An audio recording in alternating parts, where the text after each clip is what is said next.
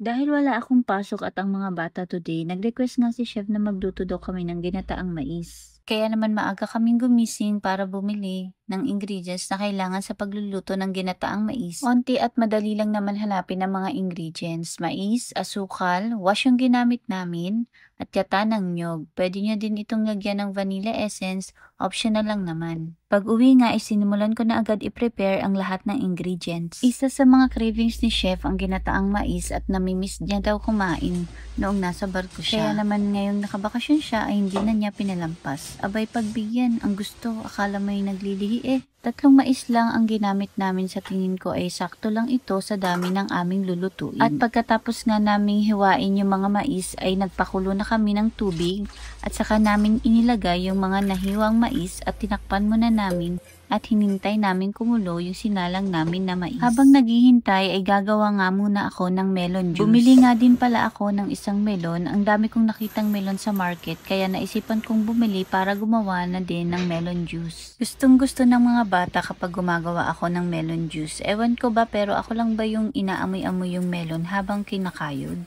Ang bango kasi nito, gustong gusto ko kasi yung amoy niya at kapag kinakayod ay mas lalo mong naaamoy yung aroma.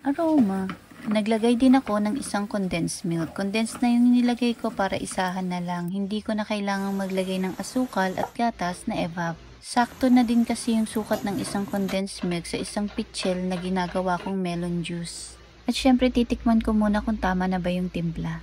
Kumulo na yung mais na isinalang namin kanina kaya naman inilagay ko na yung hinugasan kong malagkit na bigas at hinayaan ko lang itong kumulo at maluto kasama ng mais. Paminsan-minsan ay hinahalo-halo ko ito para hindi dumikit yung malagkit na bigas sa ilalim, at kapag malambot na at luto na yung mais at malagkit na bigas, isunod na natin ilagay yung gata ng nyog. Halu-haluin nyo lang hanggang makita nyo kung saan nagtatago yung mga taong may utang sa inyo. Hindi, joke lang. Pagkulo, pwede na natin ilagay yung asukal. Depende sa inyo kung gaano kadaming asukal ang ilalagay nyo. Pero kami kasi okay na yung hindi masyadong matamis. Yung sakto lang para hindi nakakasuya. Hinahalo-halo ko lang ito para magpantay yung lasa at para maiwasan ding dumikit yung malagkit na bigas sa ilalim. Dapat ay mahina din ang apoy para hindi masunog yung ilalim. At kapag ganyan na yung consistency ng niluluto nating ginataang mais, ay okay na yan, pwede na patayin. At kanina pa si chef naghihintay maluto tong ginataang mais na ito.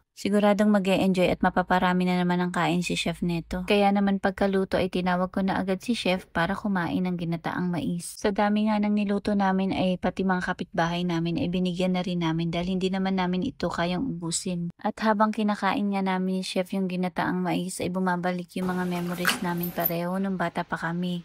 Isa kasi ang ginataang mais na masasabi mo talagang old school na merienda ng mga batang 90s.